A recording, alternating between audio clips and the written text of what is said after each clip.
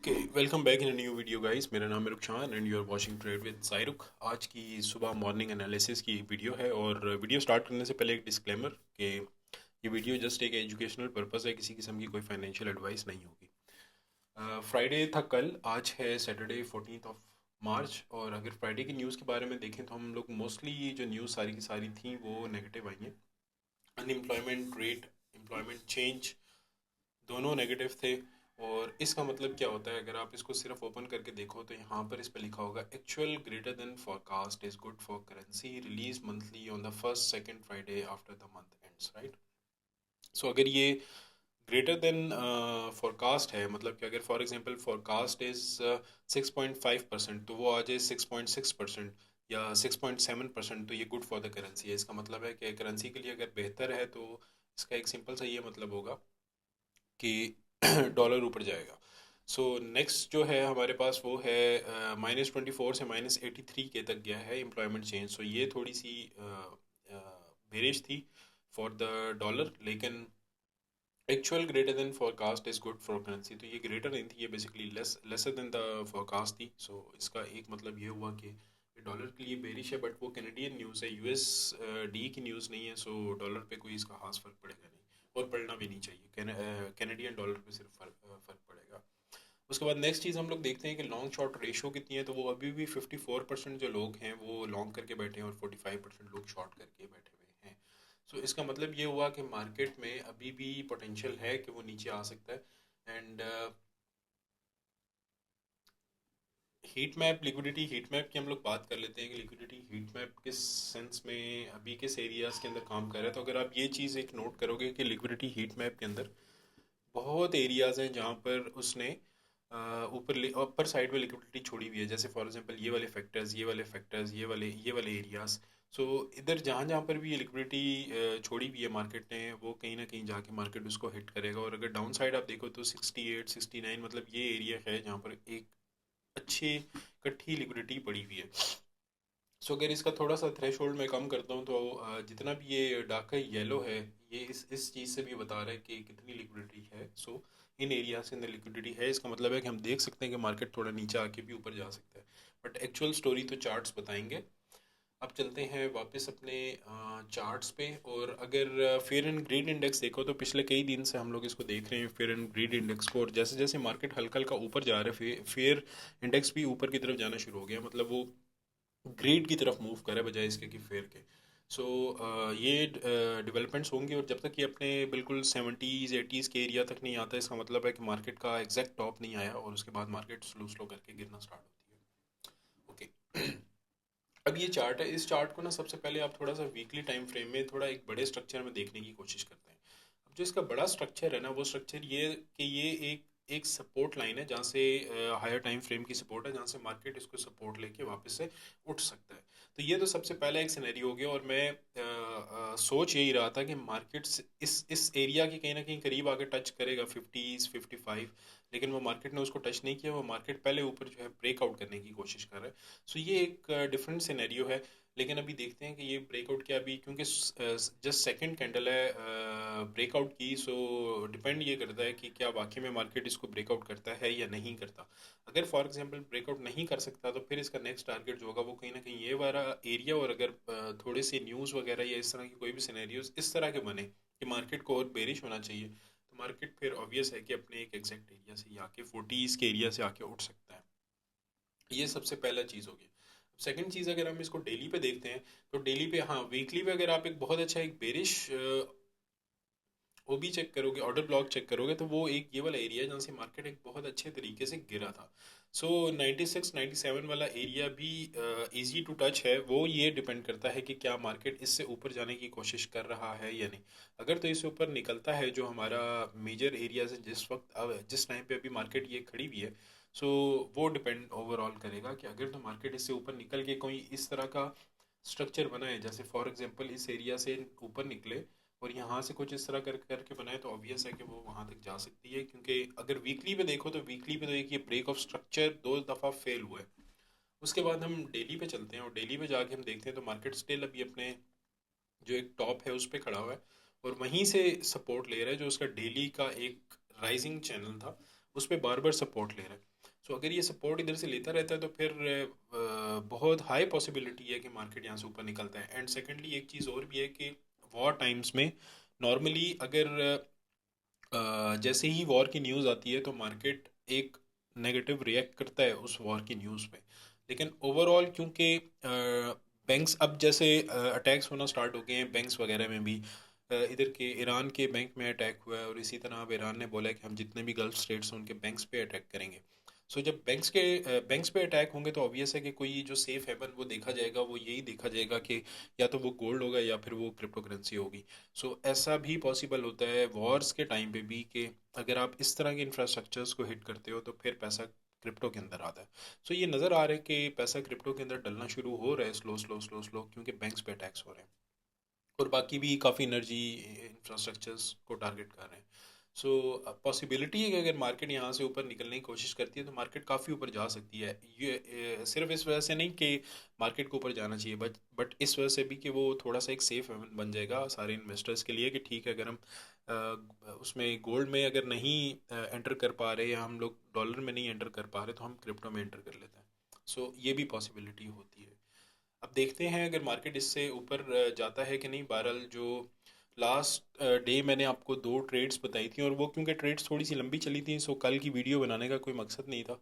सो आज की वीडियो में थोड़ी सी डेवलपमेंट है कि कल रात को ट्रेड एक्टिव हुई है और अभी ये मॉर्निंग एनालिसिस है। 12 आवर के टाइम फ्रेम पे ये मुझे लेके नहीं जाएगा, 4 आवर पे चलते हैं। अच्छा, 4 आवर के जो एनालिसिस हैं वो बहुत ही एक सिंपल से हैं कि मार्केट ने एक सपोर्ट बनाया हुआ है, राइट। उसी सपोर्ट में मार्केट काफ़ी देर से जो है ना वो चल रहा है। और अगर आप इसको तरीके से देखो तो कहाँ तक का इसका जो लास्ट इसने हाई बनाया था तकरीबन 74,047। और मैंने ये जो ब्लू लाइन लगाई थी ये मैंने इस वजह से लगाई थी क्योंकि मेरी एंट्री हुई थी एग्जैक्टली इस एरिया के अंदर। 73,150 का राउंड अबाउट ये एरिया है। 73,000 चार्ट पे उस पे एक्सचेंज पे 140 अराउंड कहीं पे ट्रेड एंटर हुआ था मार्केट प्राइस पे। लेकिन ये जो एरिया है ब्लू लाइन, इस पे मैंने और डीसीए करना था कि इन केस अगर मार्केट यहाँ तक आती है तो मैं इसमें एटलीस्ट 50% और एड अप करके जो स्टॉप लॉस होगा वो फिर ऊपर रखूंगा। लेकिन डिपेंड ये करता है कि इसको टच करके रिवर्सल दे, लेकिन वो रिवर्सल इतना उसने अजीब तरीके से दिया कि स्ट्रेट अवे एक ही कैंडल में वो रिवर्स होगी। अगर मैं 1 आवर टाइम फ्रेम पे आपको दिखाऊं तो ये एक ही कैंडल थी जो स्ट्रेट रिवर्स हुई है। सो यहाँ पर मतलब इतना नीचे जाके दोबारा से उसको एडअप करने का कोई फ़ायदा नहीं था बिकॉज ऑलरेडी वो काफ़ी उसमें थी, प्रॉफिट में थी। सो ये है कि ये ट्रेड अभी अभी भी स्टिल एक्टिव है। अगर तो मार्केट यहाँ से दोबारा से सपोर्ट लेके ऊपर निकलने की कोशिश करती है तो ऑब्वियस है कि फिर हम या तो इस पे ब्रेक इवन का स्टॉप लॉस लेंगे या फिर दूसरा ऑप्शन ये होगा कि हम लोग इसको कहने की ट्रेडिंग एसएल से इसको एग्जिट कर देंगे। लेकिन जो अभी जिस किस्म के सिनेरियोज हैं कि ये तो पहले भी रेजिस्टेंस थी, ऑब्वियस है कि रेजिस्टेंस से मार्केट ने कुछ ना कुछ तो शो करना था कि हाँ ठीक है रेजिस्टेंस है। एक बार टेस्ट तो करना था उसको। सो वो टेस्ट तो कर लिया। अब डिपेंड ये करता है कि क्या दोबारा इसके ऊपर जा रही है, बिकॉज अगर यही वाला पैटर्न प्रॉपर फॉलो हो गया तो ये मार्केट ब्रेकआउट करने के चांसेस इसके बहुत ज़्यादा बढ़ जाएंगे। काफ़ी ज़्यादा हो सकता है कि एक छोटा सा मतलब विद इन अ डे एक यूं नीचे विक लगाए और उसके बाद ऊपर निकलने की कोशिश करे, वो भी पॉसिबल है। लेकिन ऊपर निकलने के चांसेस मार्केट के बहुत ज़्यादा बढ़ जाएंगे। इसकी वजह एक ये होती है कि जब भी आपके पास एक अच्छी काइंड ऑफ अ रेजिस्टेंस बन रही होती है और मार्केट बार बार इसको टेस्ट कर रहे हैं टेस्ट कर रहे हैं टेस्ट कर रहे हैं, तो जब भी मार्केट बार बार इसको टेस्ट कर रहा होता है ना, ये एक तरह की आप समझ लो कि एक दीवार है, दीवार पे आप हथौड़ी मार रहे हो, हैमर मार रहे हो बार बार, और उसके चांसेस होते हैं कि वो कभी ना कभी टूट जाएगी। सो जब वो टूटेगी तो वो हथौड़ी दीवार के पार हो जाएगी। सो ये वाले ये यही एक एग्जांपल यहाँ पर फॉलो होती है कि अगर बार बार उसको वो टेस्ट करेगा तो मार्केट ऊपर निकल सकती है। ये सबसे पहला सिनेरियो। लेकिन अगर अभी के लिए देखा जाए तो अभी के लिए एक सिंपल सी जो एग्जांपल है वो यही है कि ये वाला एरिया, अगर आपको याद हो मैंने लास्ट वीडियो में आपको बताया था, जो हमने ये एरिया इधर ये बॉक्स लगाया हुआ था ना जिसमें एक ये कैंडल का टॉप था और ये बॉटम था, मैं आपको ये कह रहा था कि अगर इस कैंडल इस बॉक्स के ऊपर अगर मार्केट निकलती है, ये परसों के एनालिसिस थे कि अगर इस बॉक्स के ऊपर मार्केट निकलती है तो हम लोग लॉन्ग करेंगे, इसके नीचे निकलती है तो हम लोग शॉर्ट करेंगे। और इन दोनों सूरतों में हमारा टारगेट जो पहला होगा वो ये वाला होगा और जो सेकंड टारगेट होगा वो ये होगा। सो मसला सिर्फ ये बना कि यहाँ तक तो मार्केट आई और मैं टारगेट ले सकता था, लेकिन मैंने अपना टीपी सेट नहीं किया और मैंने अपना एसएल सिर्फ सेट किया हुआ था इस बॉक्स के नीचे। ये एग्जैक्टली मेरा एसएल था 69,130 का। बट मार्केट आई भी वो दोबारा से एसएल को टच करने के लिए, लेकिन उसके बाद वो जो है उसी टाइम पे कहीं ना कहीं वो दोबारा ऊपर चलेगी और मैं चार्ट्स के सामने नहीं था। तो जब मैं चार्ट्स के करीब आया तो मार्केट कहीं ना कहीं इधर थी, तो फिर मैंने क्या किया कि मैंने ब्रेक इवन को इसके नीचे करके मैंने अपना टारगेट इधर रख दिया और वो टारगेट हिट हो गया अगले ही 1-2 घंटे में। शायद हाँ, ये 1 आवर के चार्ट है तो 1-2 घंटे में वो टारगेट हिट हो गया था। सो ये वाला सिनेरियो हुआ। ये थोड़ी सी गुड लक थी इस टाइम पे कि यहाँ पर बुक ना करने की वजह से चलो यहाँ तक टारगेट मिल गया, लेकिन हर बार ऐसा नहीं होता। टीपी एसएल तो आप सबसे पहले सेट करो जो भी हो जाए, लेकिन टीपी आप बेशक बाद में भी सेट कर सकते हो। बट ये है कि जो हमने यहाँ पर थोड़ा सा लूज़ की थी अमाउंट इस एरिया के अंदर, सो वो वाली अमाउंट जो है वो हमारा जो एसएल है वो रिकवर हो गया, प्लस यहाँ से हमें 2 टाइम्स मोर मिल भी गए। सो ये वाला एक सिनेरियो था और प्लस अभी ओवरऑल हम लोग प्रॉफिट में हैं। सो अगर यहाँ पर देखें तो ये 3%, तकरीबन 3.09% अभी भी चल रहा है प्रॉफिट। लेकिन जो मैं ट्राई कर रहा हूँ बुक करने की, या तो वो इस एरिया के अंदर कहीं ना कहीं होगा या वो इस एरिया के अंदर कहीं ना कहीं होगा। सो देखते हैं अभी मार्केट स्टिल अभी। और जो लोग अभी भी थोड़ा सा स्काल्प ट्रेड या समथिंग लाइक इस तरह का कुछ करना चाहते हैं तो मार्केट अभी भी उनके लिए एक बहुत अच्छे जोन्स में है, बिकॉज ये वाला जो सपोर्ट है ना, मतलब जितना मार्केट ने थोड़ा सा रीटेस्ट करके ऊपर जाने की कोशिश की थी वो सपोर्ट टूट गया। अब मार्केट यहाँ से इसके बाद दो ही ऑप्शन है, या तो ये दोबारा इसको रिक्लेम करके ऊपर आ जाए या फिर इससे दोबारा इससे नीचे जाना स्टार्ट कर दे, राइट। सो जो लोग स्काल्प कर रहे हैं वो स्काल्प तो इस एरिया में भी कर सकते हैं और उनका स्काल्प बहुत ही एक छोटे से एरिया के अंदर होगा। जैसे फॉर एग्जाम्पल उनका स्टॉप लॉस बहुत छोटा होगा, आपको स्टॉप लॉस लगाने की जगह मिल गई ना सबसे।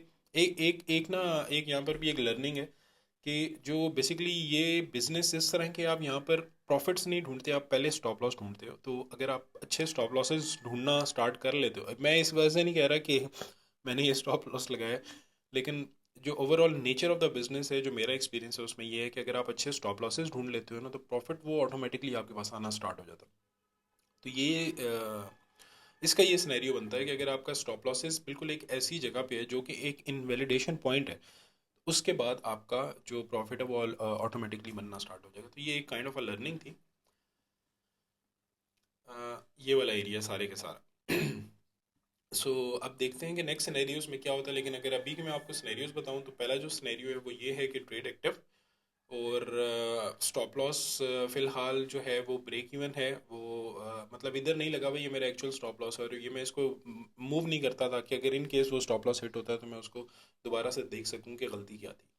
सो मैं कभी भी उसको मूव नहीं करता, लेकिन ऑब्वियस है कि एक्सचेंजेस पे आप उसको ब्रेक इवन पे कर सकते हैं। ओके। सो नेक्स्ट नेक्स्ट जो हमारे पास एक अभी एक ऑप्शन है वो ये है कि अगर मार्केट, मतलब ये एग्जैक्टली इस एरिया पे लगा हुआ है, अगर मार्केट इधर तक आती है ठीक है, नहीं आती है, अगर इधर से ही ऊपर जाने की कोशिश करती है तो फिर मैं अपना टीपी बुक कर लूँगा, कोई इशू नहीं। ये भी एक अच्छा प्रॉफिट है। अगर आप इस एरिया के अंदर भी इसको देखो तो ये एक अच्छा +3% है, ठीक है, राइट। अच्छा, नेक्स्ट ट्रेड कहाँ से बन सकती है? नेक्स्ट ट्रेड यहाँ से बन सकती है कि अगर आप ये देखो तो एक तो हमारे पास सपोर्ट ये एरिया ये है, फिर ये है, ये है, इसका मतलब है कहीं ना कहीं मार्केट आके दोबारा से इसी बॉक्स के करीब करीब उठेगी। और दूसरा हमारे पास जो एग्जैक्ट एक सपोर्ट एरिया बनता है वो ये बनता है। लेकिन मैं ये मेरा जस्ट एक ख्याल है कि अगर मार्केट इस एरिया के करीब कहीं ना कहीं पे आई तो मार्केट गिरेगी थोड़ा सा नीचे, क्योंकि स्ट्रेट अवे इस सपोर्ट एरिया से मार्केट को दोबारा से उठना नहीं चाहिए। उसकी वजह ये है कि बड़े लॉन्गर टाइम फ्रेम पे मार्केट ने साइडवेज एक मोमेंटम दिया और उसके बाद फिर से मार्केट यहाँ से इस एरिया से उठी। सो अगर इस एरिया को सपोर्ट बना के दोबारा उठी है तो इसके नीचे ऑब्वियस है कि वो उसमें काफ़ी सारे फैक्टर्स आ जाते हैं, जैसे कि ये एक बड़ा एक स्ट्रेट अवे फैक्टर है कि मार्केट दोबारा से उठ सकती है इसी एरिया से। सो ऑब्वियस है कि वहाँ पर ट्रैपिंग का कॉन्सेप्ट आ जाएगा। सो मार्केट यहाँ से स्ट्रेट अवे नहीं उठेगी, थोड़ा सा नीचे आएगी और उसके बाद ऊपर जा सकती है। लेकिन अभी हम फिलहाल इसके सिनेरियोज पे डिस्कस कर रहे हैं कि अगर मार्केट क्या यहाँ से नीचे गिरेगी या नहीं गिरेगी। सो अगर मार्केट गिरती है यहाँ से तो कहाँ तक आएगी? सो वो पहला पॉइंट उसका 69,500 के राउंड अबाउट और सेकंड पॉइंट उसका 68,500 के राउंड अबाउट। अगर इससे नीचे भी जाने की कोशिश करती है तो ऑब्वियस है कि फिर उसको ट्रेल कर लेंगे 1%, 1.5% के उससे लेवरेज से। अगर वो ट्रेल होती है तो ठीक है, अगर ट्रेल नहीं होती तो विल सी। और जो अभी का एक रीसेंट अगर मैं वो ट्रेड की आपको बात बताऊँ तो वो ट्रेड यही है, बिकॉज इसमें एक एसएल जो है वो बहुत ही एक माइनर सा है, बहुत माइनर सा एसएल है, 0.5%। और टारगेट एटलीस्ट आपको 1:3, 1:3.5 तो इजीली यहाँ से मिल सकता है, या फिर यहाँ तक का भी मिल सकता है। सो एक सिनेरियो ये भी है। मिलते हैं गाइस नेक्स्ट वीडियो में। आई होप कि जो कुछ पॉइंट्स लर्निंग वाले बताए हैं वो आपके लिए बेहतर रहे होंगे। एंड मिलते हैं नेक्स्ट वीडियो में, तब तक के लिए अल्लाह हाफिज़।